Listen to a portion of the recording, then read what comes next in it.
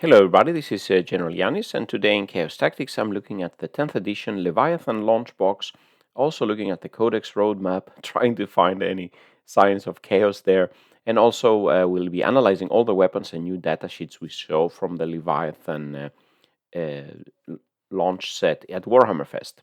So with no further ado, let's get started. So today, the 30th of April, this week I had last week I had a chance to play a 2000 points game, taking my Death Guard versus Nurgle Demon. So it was really a Nurgle shootout here, but it was a loss for me. It was a close game, interesting game, and the big Primarchs and Be'lakor and the Great and Clean One all faced off. They didn't come to fight in this game. But it was, I'm thinking to do a video about the missions with the diagonal deployment, because those are notoriously hard for Death Guard, at least when I play them. But today in this video, looking at the updates from Warhammer Fest for the 10th edition, the Codex roadmap, the new Leviathan box set, the new datasheets that were revealed, and looking at their damage comparing to the other weapons we know so far for 10th edition. Let's get started. So looking at the Codex roadmap for the releases, we know that in the summer of 23, in June, the Leviathan box set will come out and the 10th edition will be launched, then followed by the Space Marine codexes and the Tyranids codexes that are part of the box set.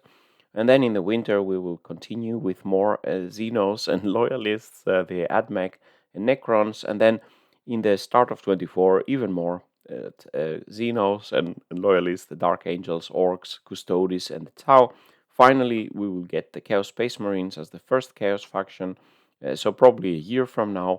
So it's a long wait for Chaos, and no news for Death Guard, Thousand Suns, etc. We know also that when the 10th edition will launch, all the rules, the index rules for every faction will be available to download for free, so you can play with the new rules. But let's see, there seems to be, we have to wait for a long time as Chaos. We're in for the long game here to get our codexes and maybe get more rules and etc. Of course, when the index launches, I will be there to crunch everything as quickly as possible for the Chaos factions to give you my ideas for weapons, configurations, tactics, etc. Now looking at the Leviathan starter set for the 10th edition, there is a lot of miniatures in this one, so 25 of the Space Marines and 47 Tyranids, new models, new designs.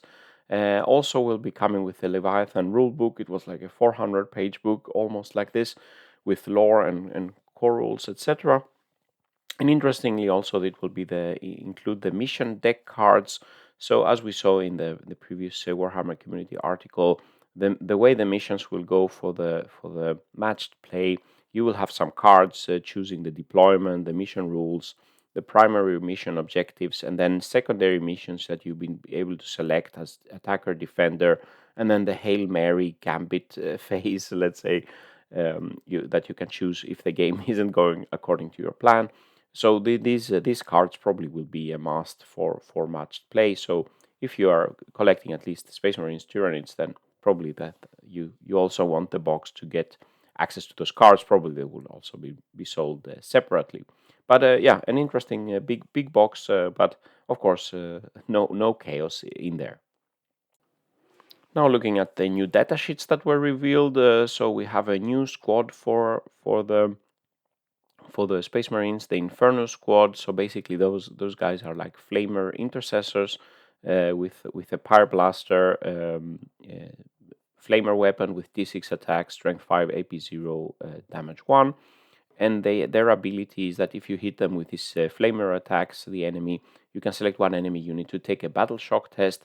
And we know that the battle shock tests, if they are failed, they have a severe impact on the enemy unit that is affected, because then you can't really hold objectives, you can't fall back, and it's more difficult when these battle shocks are failed. So new type of intercessor squad with flamers.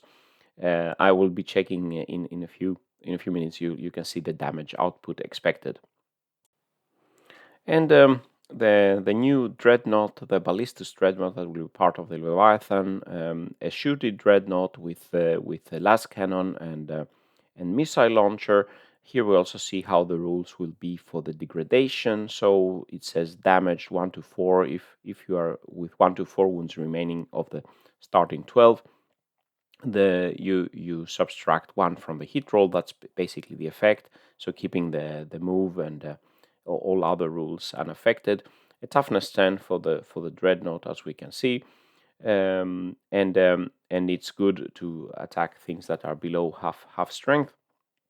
And we see now some of the more heavy weapons now getting an increase in strength. So we have the las cannon, the ballistus las cannon is a strength 12, AP -3, and a new damage profile, damage d6 +1. And we see also that the crack missile from the ballistus missile launcher is strength 10 to fight some of these new high toughness vehicles from 9 for the Rhino up to 12 that we've seen for the Executioner. And then the new revealed datasheet for the Tyranids, the Screamer Killer, really a very tough monster here. Also toughness 9 for the monster, some nice toughness here. He can also force a battle shock test if you hit with his bioplasmic scream. And as we will see in the data in a bit, the damage output is really very high for this Screamer Killer. So very much a killer unit. So a lot of shots with assault and blast at 18-inch range with strength 8, AP -2, damage 1. And in melee, he seems to be really a beast with 10 attacks with strength 10, AP -2, damage 3. And also with his bioplasmic scream, he can force enemies to take battle shock tests, as we saw the Infernus squad.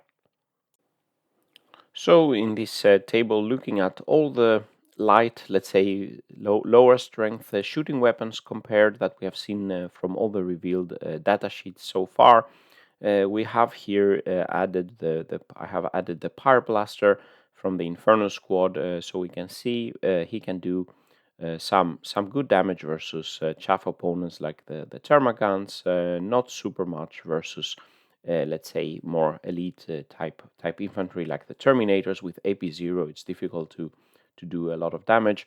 A 10-man squad of Infernus with a Pyre Blaster shooting at intercessors will be killing four intercessors. But yeah, so it can do some damage, and of course, like most of the low strength weapons, can do really a lot versus the very tough vehicles. And we have the bioplasmic scream of the Screamer Killer with a plenitude of attacks. It's the highest damage output so far versus the Marine from these low strength weapons. Strength 8, wounding typical Marine profiles on a 2+. So some nice damage output here, and of course also versus chaff. Moving on to the heavier shooting weapons, here we have the new weapons from the ballistus, the ballistus crack missile and the ballistus las cannon with strength 10 and 12 respectively. So we see the ballistus las cannon so far highest damage output versus the vehicles we have seen. So 3 wounds on expected with the ballistus las cannon on a Rhino or Gladiator or equivalent units with toughness 9 and 10. The new vehicles a bit lower for toughness 12, but still an efficient wounding profile. Also AP -3 helps to get poor saves for the target vehicles. And the crack missile also can do some damage, but with strength 10 is not as good versus the Gladiator and the Repulsor. But so cranking up a bit the damage output compared to the weapons we have seen previously. And finally, the melee weapons comparison, the damage output here. Here we see that the Screamer Killer with his 10 attacks, strength 10, AP -2, damage 3, is an absolute beast. So with a damage 3 profile, he's basically a Terminator killer. So he will be killing almost 2-3 Terminators with his attacks.